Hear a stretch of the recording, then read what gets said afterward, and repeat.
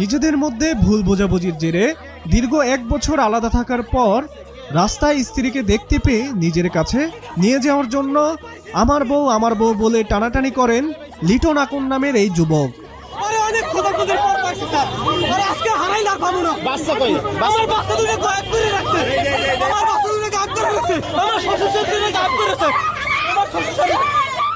এ যেন বউ নিয়ে রীতিমতো যুদ্ধ লেগে গেছে দুই পুরুষের মাঝে,